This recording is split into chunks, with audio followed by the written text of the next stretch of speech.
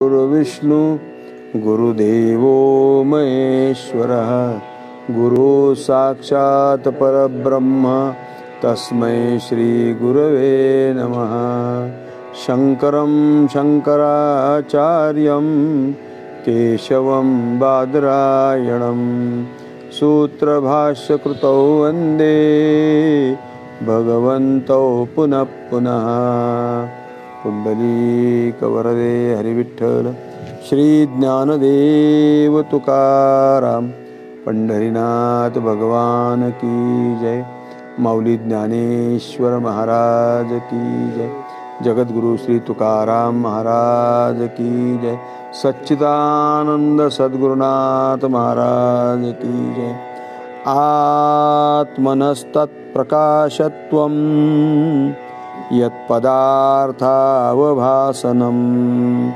नाग्न्यादिदीप्तिवद् दीप्तिर्भवत्यान्ध्यं यतो निशी। आत्मतत्वाच्या प्रकाशामुळे प्रत्येक वस्तू प्रकाशित होत असते, परंतु त्याचा प्रकाश अग्नी इत्यादींच्या प्रकाशाप्रमाणे नाही, कारण त्याचा प्रकाश असला तरी रात्री अंधार होतो। फार सुंदर विषय आहे। अपरोक्ष अनुभूती या विषयावर आपलं चालू आहे। आज छत्रपती शिवरायांची जयंती पण आहे तारखेप्रमाणे। महाराज छत्रपती शिवराय, आपण त्यांना हिंदू हृदय सम्राट म्हणतो, ही गोष्ट खरीच आहे, पण याच्याही पलीकडे शिवराय अजून आहेत, ते समजून घेणं फार गरजेचं आहे आपल्याला। शिवराय तत्वज्ञानी होते, तसे ते ॲडमिनिस्ट्रेशनमध्ये सुद्धा त्यांचं एक वेगळं अशा प्रकारचं होतं। तुम्ही विचार करा, सैनिकांना पगार देण्याची पद्धत ही छत्रपती शिवरायांनी सुरू केली। त्यांच्या अगोदर जे राजे होते ते कसे की सैनिकांनी एखादं गाव लुटलं की सगळ्यांनी वाटून घ्यायचं, म्हणजे अशी पद्धत होती त्यावेळेला। इकडून अरबस्थानातून येणाऱ्या टोळ्या, त्यांचं तर असं होतं की ते ज्या राज्यावर त्या ठिकाणी स्वारी करीत आणि तिथलं राज्य त्यांनी जिंकलं की तिथले राजाची राणी सुद्धा ती कोणी वाटून घेत होते, म्हणजे इतकं वाईट परिस्थिती होती। पण आमच्या शिवाजी महाराजांनी काय केलं तर त्यांनी पगाराची पद्धत सुरू केली। पगाराची पद्धत सुरू केल्यामुळे काय आलं, एक आर्थिक स्थैर्य प्रत्येकाला मिळालं। मॅनेजमेंट जे आहे ना, ते मॅनेजमेंट छत्रपतींच्याकडून शिकलं पाहिजे, मॅनेजमेंट त्यांची कशी होती तेही शिकलं पाहिजे असे त्यांना आपण म्हणतो ते सेक्युलर होते, अमकं होते तमकं होते। सेक्युलर हा शब्द जरा थोडासा अपुरा वाटतो, तसं नाही, ते स्वधर्मवादी होते ते। स्वधर्माबद्दल त्यांना प्रेम होतं, प्रीती होती। त्यांच्यापुढं तुकोबरायांचा आदर्श होता, ज्ञानोबरायांचा त्यांच्यापुढं आदर्श होता। ज्ञानोबरायांची ज्ञानेश्वरी तुकोबरायांचा गाथा त्यांच्या नजरेखालून गेलेला होता। किंवा तुकोबरायांची तर कीर्तनं त्यांनी श्रवण केलेली होती, कीर्तनाला ते जात होते ते सगळे, आणि अनेक संत होते त्या तत्कालीन परिस्थितीमध्ये, त्या सगळ्यांना ते मान देत होते। छत्रपतींचं शिवरायांचं राज्य जे होतं ते रयतेचं राज्य होतं, रयतेचं राज्य होतं ते।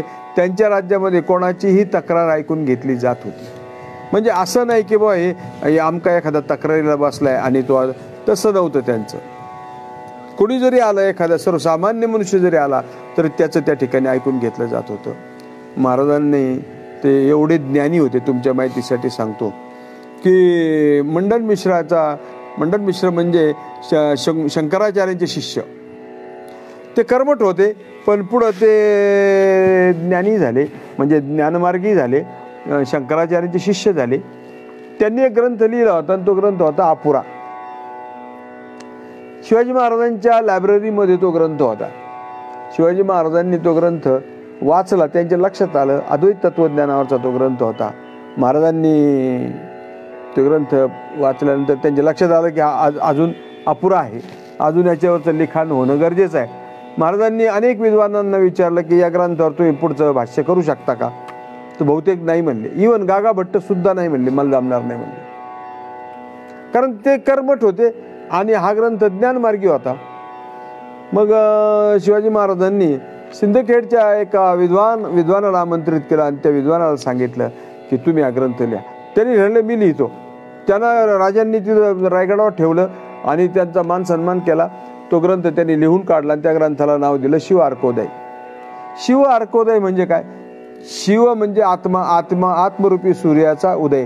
जसं माऊलींनी भाष्यामध्ये 16व्या अध्यायाच्या सुरुवातीला नमनामध्ये लिहिलंय की मावळवीत विश्वाभासू नवल उदयला चंडावशू आद्वय अब्जनी विकासू अंदू. आता माऊलींनी तिथं जसं नमन केलेलं आहे तसं या ग्रंथाचं नाव त्यांनी ठेवलं शिवार्कोदय. शिव म्हणजे आत्मरूपी सूर्याचा उदय. आणि दुसरा अर्थ असा आहे की छत्रपती शिवराय शिवाजी महाराज रूपी सूर्याचा उदय.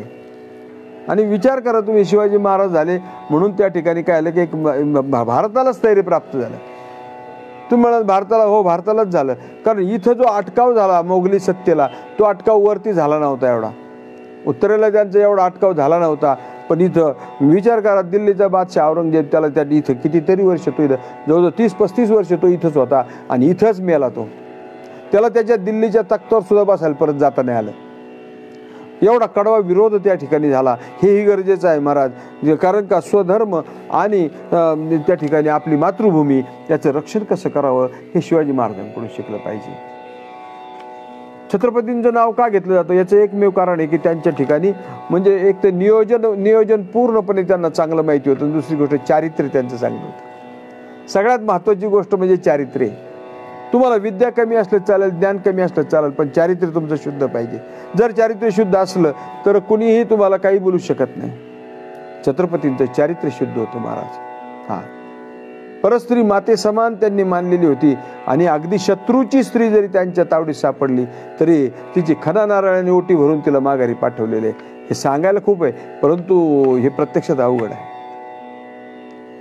आग्र्याची सुटका तुम्हाला सगळ्याला माहिती आहे महाराज, इतकं सोपं नाही. तिथलंही मॅनेजमेंट त्यांनी बरोबर केलं. सगळे औरंगजेबच्या हाताखालची सगळी माणसं फोडून टाकली होती महाराज. अर्थस्य पुरुषोदास हा या न्यायाप्रमाणे शिवाजी महाराजांनी तिथूनही सुटका करून घेतली. अनेक गोष्टी त्यांच्या अशा येतात की रंजक, नुसतं अफजल खान सांगून चालणार नाही. सगळ्यांना माहिती आहे अफजल खान मारला होता, ही गोष्ट खरी आहे. पण त्याचबरोबर त्यांचं मॅनेजमेंट बघितलं पाहिजे. कसं मॅनेजमेंट केलं त्यांनी. त्यांना माणसं पण तशी मिळाली होती महाराज. हा, माणसं पण त्यागी होते. तानाजी मालुसरे काय ही सगळी मंडळी तशी होती महाराज. हा, त्यांच्या काळामध्ये महाराजांच्या काळामध्ये हिराजी इंदुलकर नावाचा एक इंजिनियर होता. हिराजी इंदुलकर महाराज, हे सोपं काम नव्हतं महाराज. हा, फार जबरदस्त तो रायगडाचं बांधकाम त्यांनी केलं महाराज. महाराज मोहीमेवर गेले त्याला सांगून जाता सांगून गेले की बांधकाम तू करायचं. बांधकाम केलं. बांधकामाला पैसे कमी पडले महाराज, तर हिराजी इंदुलकरनी स्वतःचे पैसे घातले त्याच्यात. स्वतःचे पैसे घालून तो रायगड पूर्ण केला. जबरदस्त एकदम. हा, जबरदस्त पूर्ण केला हिराजी इंदुलकरांनी. आणि मग त्या ठिकाणी महाराजांनी ज्यावेळेला ते बघितलं सगळं व्यवस्थित, हिराजी इंदुलकरचं त्यांनी महाराज म्हणले तुझा सत्कार करायचा. चीफ इंजिनियरच्या पोस्टचा माणूस होता महाराज. विचार करा तुम्ही, सामान्य काम नाही. रायगड जो बांधतो तो काय किरकोळ आहे काय? किरकोळ नाही महाराज. काय बुद्धिमान असेल तो, जबरदस्त. आजही जर रायगड बघितलं तर आपल्या लक्षात येईल की हे कसं बांधकाम केलं त्यावेळेला आणि प्रतिकूलतेमध्ये केलं. स्वतःचे पैसे घालून त्यांनी सगळं उभं केलं. कर्जबाजारी झाला तो. महाराजांना ते माहिती होतं. महाराजांना वाटलं नाही हा पैसे पाणी मागल, काही मागल. भरम मोठा कार्यक्रम झाला तो राज्याभिषेकाचा वगैरे. आणि हिराजी इंदुलकरला विचारलं त्यांनी, तुम्हाला काय देऊ? नाही म्हणले, मला काहीच नको म्हणले, मी वेळ आल्यावर मागन म्हणले, मी वेळ आल्यावर मागन म्हणले महाराज. आणि एक दिवसाचा प्रसंग असा झाला, त्या एवढ्या मोठ्या ह्याच्यावरून त्या हिरकणीच्या कड्यावरून ती हिरकणी खाली उतरून गेली मुलाकरता, आपल्या बाळाकरता. आणि मग हिराजी इंदुलकरला बोलून घेतलं महाराजांनी. म्हणले ह्या कड्यावरून तर ती हिरकणी गेली. अरे मग आता कसं काय तुमचं चुकलं? तुम्ही तर म्हणले होते, महाराजांनी विचारलं होतं त्यांना, तर महाराजांनी यांनी उत्तर असं दिलं की महाराज खालचा वारा वर यायचा नाही, वरचा खाली जायचं नाही.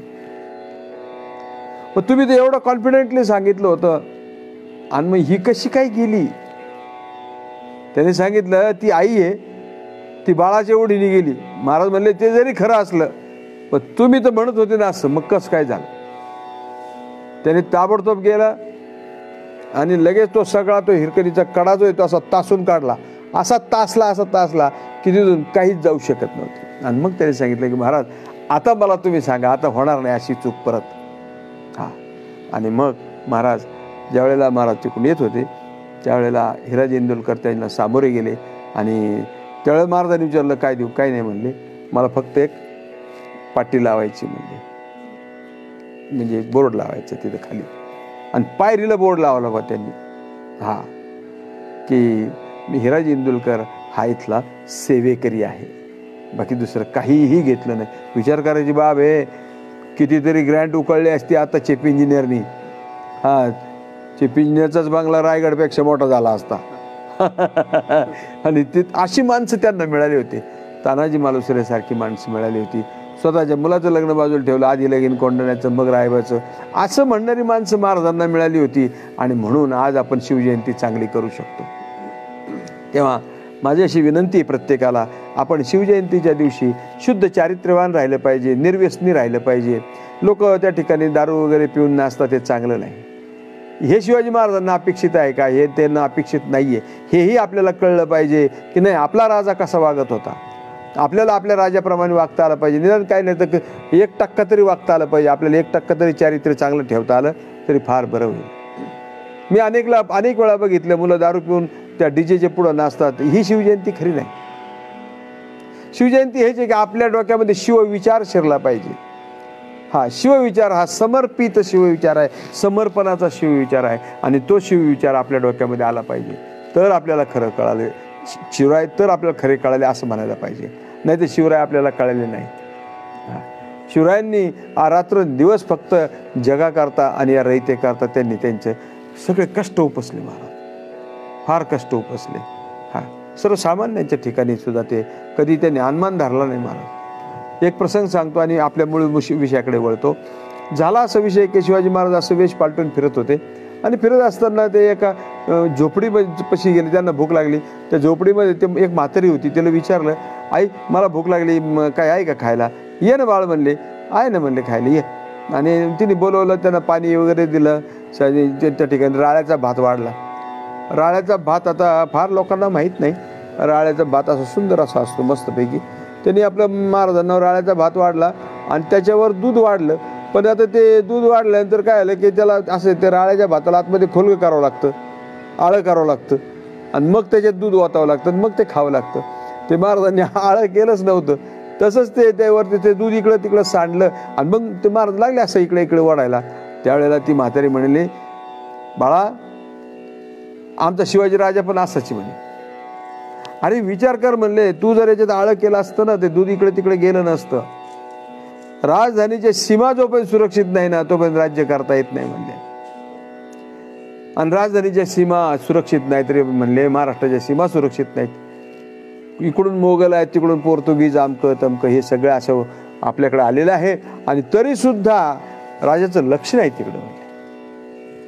त्यामुळं म्हणले हे सगळं असं म्हणलं सगळं फुटून जाईल.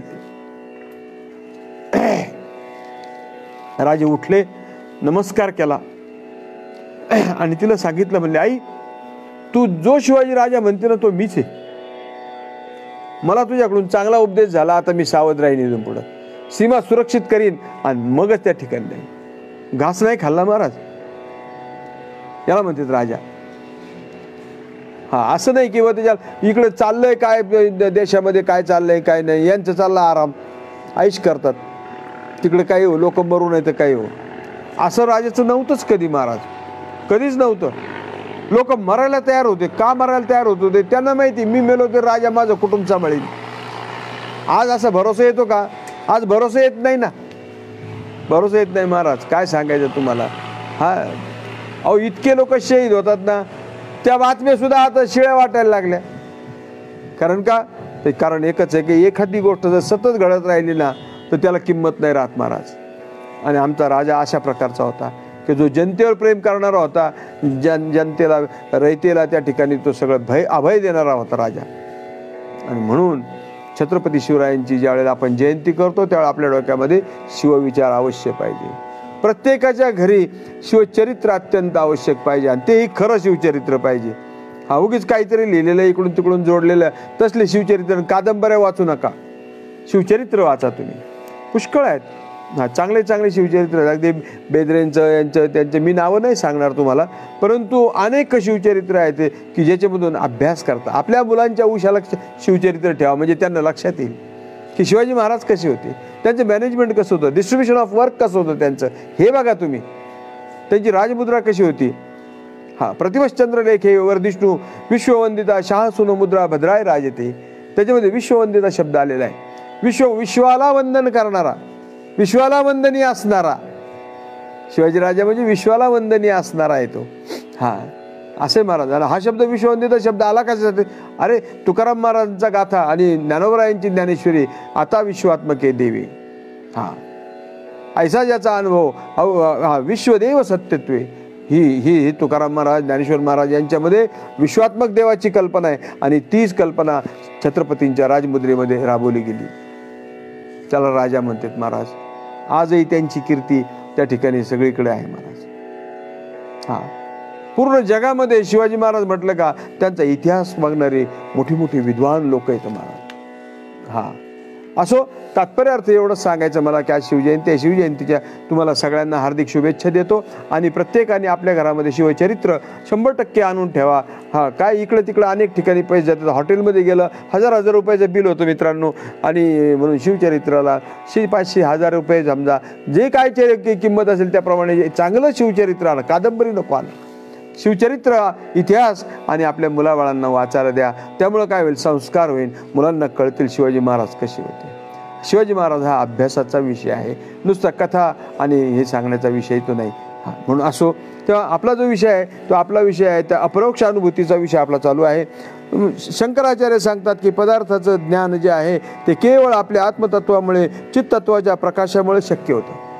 बाह्य पदार्थ जे तुम्हाला दिसतात नाही, कशामुळे दिसतात, आपण म्हणतो डोळ्यामुळे दिसत. डोळ्यामुळं अरे माऊलींनी सांगितलेलं आहे की जर एखादं प्रेत जर पडलं तर निवटल्याचे काही पोट न दुखे. मेलेल्या माणसाचं कुठं पोट दुखत असतं का.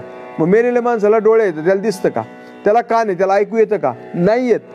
का नाही येत, तर ज्याच्यामुळं ते ऐकू येतं ना तीच वस्तू त्याच्यात नाही. बघा तुम्ही विचार करा, पंच ज्ञानेंद्रिय पंच कर्मेंद्रिय जे आहेत ना, हे जे आहेत ना हे जड आहेत. तसं विचार जर केला तर यांच्या पाठीमागे एक गोष्ट अशी की ती चालना देते. बाह्य पदार्थाचं जे ज्ञान होतं ना ते आपल्याला कशामुळे होतं, त्याचं कारण तुम्हाला सांगतो की अंतःकरण अधिष्ठान चैतन्य जे आहे ना त्याला चिदाभास म्हणतात. अंतःकरण कशाला म्हणतात, अंतःकरण अधिष्ठान चैतन्य आणि त्याच्यामध्ये पडलेलं प्रतिबिंब, याला काय म्हटलेलं आहे, याला जीव म्हटलेलं आहे. याला म्हणतात जीव. जीवाची व्याख्या ज्यावेळी करतो आपण त्यावेळेला अशी व्याख्या करायची, अंतःकरण अधिष्ठान चैतन्य आणि अंतःकरणात प्रतिबिंबित चैतन्य, एवढ्याला म्हणायचं जीव. आणि अंतःकरण आतलं करण म्हणजे काय, व्यापारवान असाधारण कारण को करण कहते है.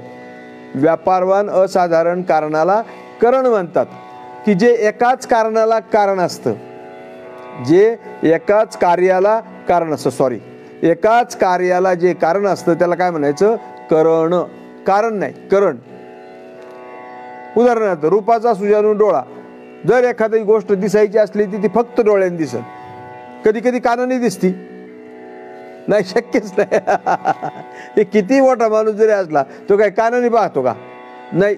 म्हणजे हे पंतप्रधान येते, हे मंत्री येते, हे कानाने पाहतात, नाही, तसं नाही. ते कानाने शब्दाचंच ग्रहण होईल, बाकी नाही कशाचं ग्रहण होणार. शब्दामधलं कानाचं काय ग्रहण होतं, तारसप्तकातला शब्द, मंद सप्तकातला, मध्य सप्तकातला शब्द, शब्दाचा अभाव कानाने ग्रहण होतो. तसं डोळ्याने आपल्याला रूपाचं ज्ञान होतं. मग ते डोळ्याने होतं का डोळ्याच्या पाठीमागे काहीतरी, तर ते काहीतरी आहे अजून, नुसतं डोळ्याने होत नाही. नुसतं चर्मचक्षुनी होत नाही, तर त्याच्या पाठीमागे जी गोष्ट आहे त्याने येतं. म्हणून अंतःकरणाधिष्ठान चैतन्य, अंतःकरणात प्रतिबिंबित चैतन्य, एवढ्याला म्हणतात जीव. आणि ते अंतःकरण अधिष्ठान चैतन्य जे आहे, ते अंतःकरण वृत्ती जी आहे, अंतःकरणामध्ये वृत्ती आहे, ती अंतःकरण वृत्ती जी आहे त्यावेळेला ती बाहेर निघते, चिदाभासासह ती बाहेर निघते. ती सुद्धा जड आहे, वृत्ती सुद्धा कशी आहे, जड आहे. ती वृत्ती बाहेर निघायच्या वेळेला तिला चिदाभासाचं साह्य असतं. जो चिदाभास अंतःकरणाला अधिष्ठान असतो तोच चिदाभास जो आहे तो त्या ठिकाणी त्या अंतःकरण वृत्तीद्वारा बाहेर निघतो आणि नेत्रेंद्रियाद्वारा बाहेर येतो. तो कोण, चिदाभास. आणि नेत्रेंद्रियाद्वारा ती वृत्ती चिदाभासासह बाहेर आली का, मग जो आता समजा इथे एक घट ठेवला आपण, त्या घटाला ती व्यापून टाकते आणि घटाला अधिष्ठान असलेलं जे चैतन्य आहे, आलं का, घट, त्याला घटोपहित चैतन्य म्हणतात. अंतःकरणोपहित चैतन्य आणि हे घटोपहित चैतन्य. घटोपहित चैतन्य, अंतःकरणोपहित चैतन्य यांचं एक देशस्थितत्व झालं की अयम घटहा, हा घट आहे असं ज्ञान होतं. आणि आपल्याला, आपण म्हणतो डोळ्याला दिसतं, नुसतं डोळ्याला एवढी गोष्ट दिसण्याकरता एवढ्या घटना घडाव्या लागल्या. किती घटना घडाव्या लागल्या? अंतःकरण वृत्ती नेत्रेंद्रियाद्वारा बाहेर आली, बाहेर आल्यानंतर घटाला व्यापलं तिने आणि घटाकार झाली ती वृत्ती. घटाकार होऊन काय झालं तर अंतःकरणोपहित चैतन्य आणि घटोपहित चैतन्य जे यांचं एकदिश स्थितत्व झालं आणि अयम घटा, हा घट आहे असं ज्ञान त्या ठिकाणी झालं. आणि आम्हाला वाटतं डोळ्यांनी दिसलं, नुसतं डोळ्यांनी नाही दिसत, हे सगळ्या एवढ्या प्रक्रिया घडाव्या लागतात तेव्हा कुठं ते दिसतं. हां, म्हणून इथं आचार्य तेच सांगून राहिलेत की पदार्थाचं ज्ञान जे आहे ते केवळ आपल्यातील आत्मतत्वामुळे, चित्तत्वाच्या प्रकाशामुळे शक्य होतं, बाकी कशामुळे शक्य होत नाही. आणि चित्तत्वाच्या या प्रकाशामुळे जगातील वस्तूचे आपणास ज्ञान होते. आणि मग जगातल्या जेवढ्या वस्तू आहेत त्या वस्तू आपल्याला ह्या चित्त प्रकाशामुळे ज्ञान होतं, नुसऱ्या डोळ्याने होत नाही. त्याला चित्त प्रकाश अत्यंत आवश्यक आहे, म्हणजे चैतन्य आवश्यक आहे, म्हणजे चिदाभास आवश्यक आहे. तो जर नसेल तर त्या ठिकाणी ते आपल्याला दिसू शकत नाही. मी मागच्या प्रवचनामध्ये तुम्हाला प्रमाण दिलं होतं की रवी दीप हिरा दाविती देखणे, अदृश्य दर्शने संतांची या. रवी दीप हिरा हे काय करतं? देखणं म्हणजे दृश्य पदार्थ त्या ठिकाणी दाखवतं.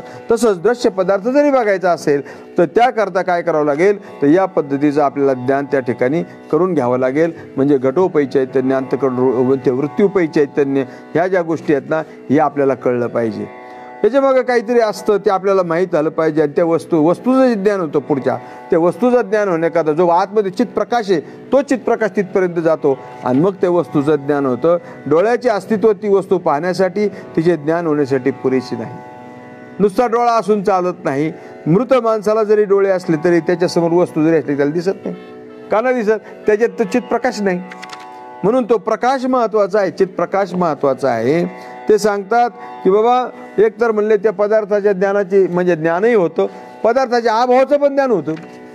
आता इथं घट आहे, घटाचं ज्ञान झालं आणि हा घट जर काढून नेला तर मग इथं घट नाही आहे म्हणजे घटाच्या अभावाचं ज्ञान झालं. म्हणजे ते नसलेल्याचं पण ज्ञान होतं, असलेल्याचं ज्ञान होतं, नसलेल्याचं पण ज्ञान होतं. म्हणजे भावाचं ज्ञान होतं आणि अभावाचं पण त्या ठिकाणी त्याचं ज्ञान होतं. ते म्हणतात जेव्हा मला पदार्थाची जाणीव असते तेव्हाच मला त्याची जाण असते.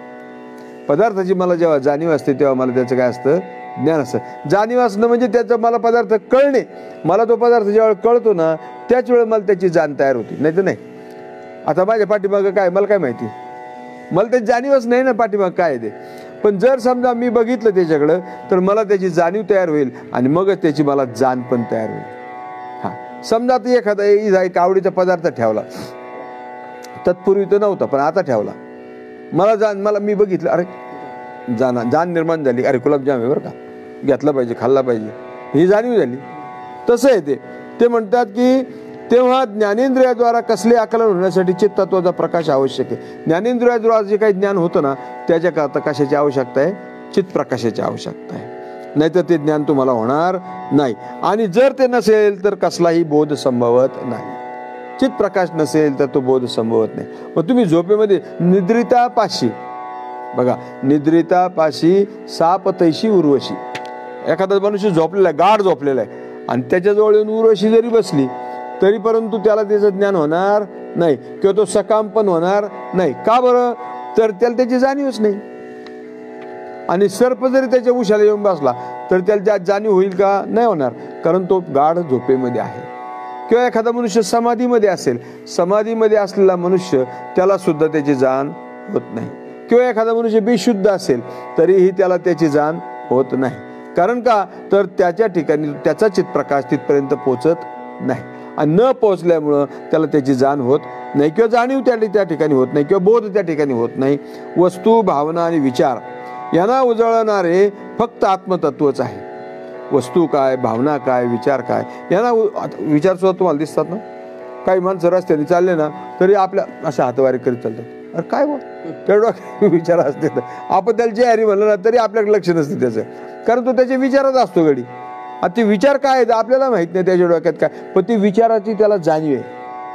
त्याला विचाराची जाणीव, त्याच्या डोक्यातल्या विचाराचं प्रकाशन होत राहतं आणि त्या विचारामध्येच तो असतो. तसंच भावना आणि वस्तूचं पण आहे. ते म्हणतात त्याच्या प्रकाशात आपण सुखी आहोत आणि दुःखी आहोत याची आपणाला जाणवते. त्या आत्मतत्वाच्या प्रकाशात सुखदुःखाचं प्रकाशन सुद्धा होतं. सुखदुःख होतं ते कोणाला होतं? देहाला होतं का आत्म्याला होतं? सुखदुःख देहाला पण होत नाही आणि आत्म्याला पण होत नाही. कारण का तर आत्मा तर सुखदुःखाच्या पलीकडे आहे आणि तो नित्य प्रकाशमान आहे, त्याला सुखदुःखाचा संबंध येत नाही. आणि देहाला, देह जड आहे, देहाला जडाला काय होईल? आणि आत्मा तर सच्चिदानंद रूप आहे, आत्मा नित्य आनंद रूप आहे आणि नित्यानंदापुढे आनंद तो कोण? विषय सुख बाई बापुढे ते क्षण, अशा प्रकारचा आत्मा आहे तो. आत्मा त्याला त्या ठिकाणी सुखदुःख नाही. मग सुखदुःख हे अंतःकरणाचे धर्म आहेत. सुखदुःख काय? अंतःकरणाचे धर्म आहेत. म्हणून ते सुखदुःख झालेच तर अंतःकरणाला होतं. आणि तेही कसे कळतात? तिथल्याच चिताभासामुळे कळतात, नाही तर ते तसे कळू शकत नाही. या चाललेल्या ज्या वृत्ती आहेत त्यांना प्रकाशन करणारे आत्मतत्व आहे. त्या वृत्ती, ह्या वृत्ती आहेत सुखदुःखाच्या, काय त्या वृत्ती आहेत. त्या वृत्तींना पण प्रकाशन कोण करतो? आत्माच करतो. तो आत्मतत्व प्रकाशित करतो. म्हणून म्हटलेलं आहे अंतरीची ज्ञान दिवा मालू, अंतरीचा ज्ञान दिवा मालू नको रे, हरिभजना विन काळ व्यर्थ घालू नको रे. हरिभजनाशिवाय काळ व्यर्थ घालू नको. आणि आतला जो दिवा आहे ना, ज्ञान दिवा, तो मालवू नको रे. नाचू कीर्तनाचे रंगी, ज्ञानदीप लावू जगी म्हणले नामदेव महाराज. बाहेरचा दिवा नाही, ज्ञानदीप. साधू संतांनी काय सांगितले याच्यावर आपलं लक्षच नाही. ज्ञानाला महत्व दिलंय त्यांनी. नाही ज्ञानीने सदृशम पवित्रमेव विद्यते. ज्ञानासारखं या जगामध्ये पवित्र काही नाही हे साधू संतांनी सांगितलं, तिकडं आपलं लक्षच नाही. ज्ञान महत्वाचं आहे मित्रांनो. तुम्ही जर ज्ञान मिळवलं ना तर तुम्ही जगात मोठे आहात. स्वदेशे पूज्यते राजा विद्वान सर्वत्र पूज्यते. स्वतःच्या देशामध्ये किंवा तालुक्यामध्ये त्या विद्वान, त्या आमदाराची म्हणा, खासदाराची म्हणा, तिथं पूजा होईल, तिथं सत्कार होईल, बाहेर नाही होत. पण ज्ञानी मनुष्य कुठेही जाऊ द्या, तो जगात कुठं जाऊ द्या, त्याला लगेच पूजा होती त्याची, त्याचा सत्कार होतो त्याचा. का? ज्ञान महत्वाचं आहे ना. ज्ञान व्यापक आहे आणि ज्ञान व्यापक असल्यामुळे त्याची पूजा होणार कुठं पण. म्हणून ते म्हणतात, ते सांगतात की बाबा हे जे वृत्ती जी आहे त्या वृत्तीला प्रकाशित करणारं हे काय? आत्मतत्व आहे. आपल्या अनुभवांना उजळणारे चित्तत्वाचे तेज हे अग्नी तेजासारखे नाही. आता हे तेज जे आपण ज्याला तेज म्हणतो ते तेज अग्नीसारखं नाही येते. जसं अग्नीचं तेज दिसतं ते त्याच्या ठिकाणी उष्णता असते, ते भासतं पोळतं, तसं नाहीये. मग हे प्रकाश म्हणजे ज्ञानस्वरूपता आहे. प्रकाश म्हणजे ज्ञानस्वरूप, स्वसंवेद्य आहे ते. हा आत्मा कसा आहे? स्वसंवेद्य आहे. त्याला परप्रकाशित नाही तो, त्याला दुसऱ्याच्या प्रकाशाची गरज नाही. आपल्या अनुभवांना अग्नीचा प्रकाश केवळ अस्तित्वात असलेल्या वस्तू आणि अस्तित्वात नसलेल्या वस्तू दोन्हीही उजळून काढतो. कारण आपणास ज्ञान होते की वस्तू तेथे नाही. हा प्रकाश काय करतो? अस्तित्वात ज्या वस्तू येतात त्या पण आपल्याला दाखवतो आणि अस्तित्वात नसलेलं पण दाखवतो. म्हणजे भावाचंही ज्ञान करून देतो आणि अभावाचं पण ज्ञान करून देतो. आता इथं आपण आहोत, आपल्याला माहिती अजून अशोक नाही आलेला आहे, म्हणजे त्याच्या अभावाचं ज्ञान करून दिलं त्यांनी. आणि ते समजा अशोक जरी झाला तर आपल्याला त्याचा भाव जाणीव, म्हणजे त्याच्या भावाचा, ते अभावाचा अभाव होऊन जाईल. त्याच्या अभावाचा काय होईल? अभाव होऊन जाईल. म्हणून ते म्हणतात की इथं वस्तूच्या भावाचंही ज्ञान होतं आणि अभावाचं ज्ञान होतं. आणि कशामुळं? त्या चित्तत्वामुळं, म्हणजेच ज्ञानामुळं. मग हा प्रकार जो आहे किंवा हे जे तेज आहे ना, हे त्या अग्नीसारखं नाही, तर हे त्या ठिकाणी आपल्याला ज्ञान करून देतं, जाणीव करून देतं. हा ते म्हणतात की चित्तत्वाचा प्रकाश केवळ उजेडच नाही तर अंधकार सुद्धा आपल्यामध्ये उजळून काढतो. चित्तत्वाचा प्रकाश कसा आहे म्हणले? चैतन्याचा प्रकाश कसा आहे? तर चैतन्याच्या प्रकाशाचा अंधाराचं प्रकाशन करतो. अंधार बघितला का नाही? तर म्हणतो हा अंधार बघितला, अंधारात काहीच दिसत नाही म्हणतो. माणूस काय म्हणतो? अंधारात काहीच दिसत नाही. पण जाणकार जर असेल तर तो काय म्हणतो? नाही, अंधार दिसला मला. कारण अंधाराचं प्रकाशन होतं ना, हा अंधार आहे बा, म्हणजे प्रकाशाचा अभाव आहे याचं ज्ञान होतं आणि अंधार आहे याचं ज्ञान होतं, है की नाही?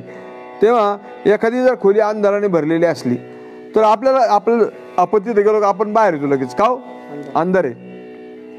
कसं कळलं? म्हणजे तुम्हाला कळलंच ना ते अंधार आहे म्हणून, हे कळलं ना, हे ज्ञान नाही का? हे सुद्धा ज्ञान आहे. आणि हे कशामुळं कळालं? अरे आतल्या चित्त प्रकाशामुळं कळालं. दुसरं कशामुळं कळालं? सामान्य प्रकाश हा अंधकाराचा विरोधी आहे. या उलट जाणीव तत्वाचा प्रकाश दैवी प्रकाश असा असतो की जो प्रकाशाचा विरोधी नाही आणि अंधकाराचा विरोधी नाही.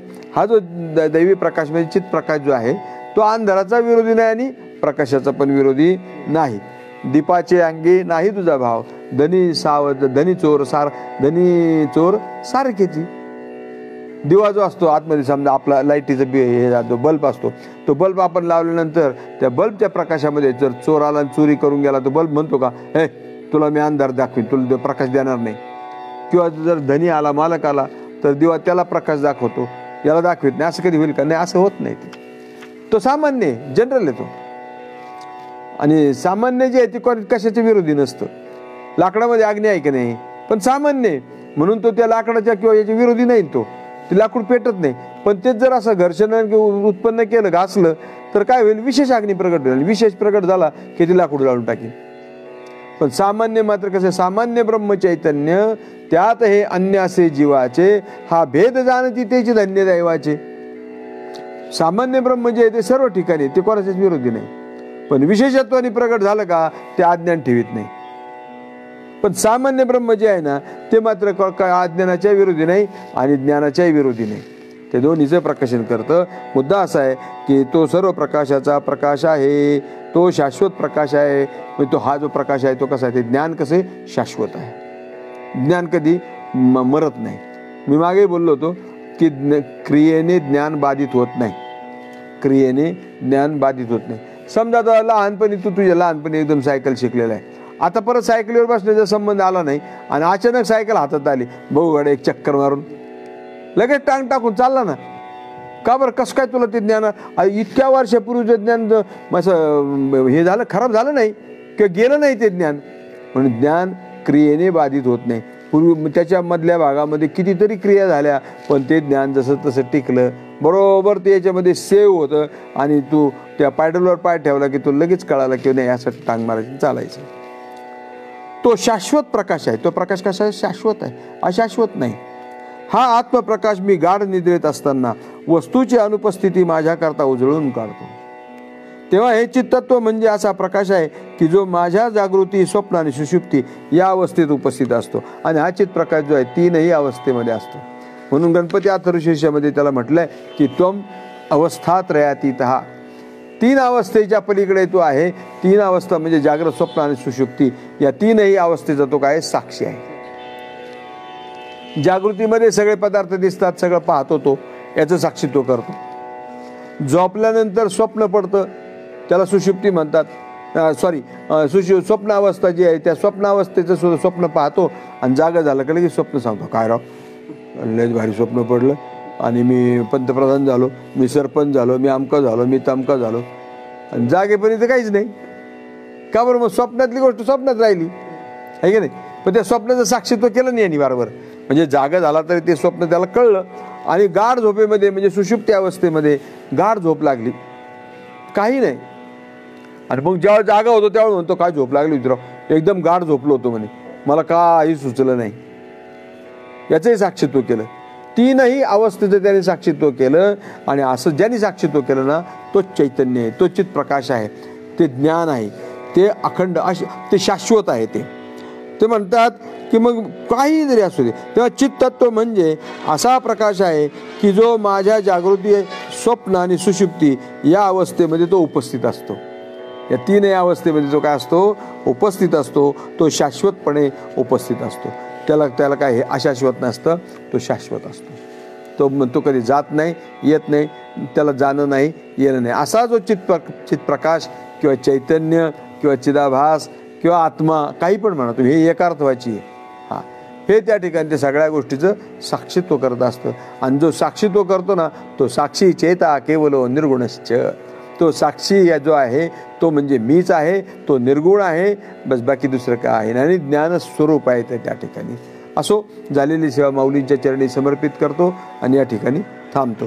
पुंडलिक वरदे हरिविठ्ठल श्री ज्ञानदेव तुकाराम पंढरीनाथ भगवान की जय. माऊली ज्ञानेश्वर महाराज की जय. जगद्गुरु श्री तुकाराम महाराज की जय.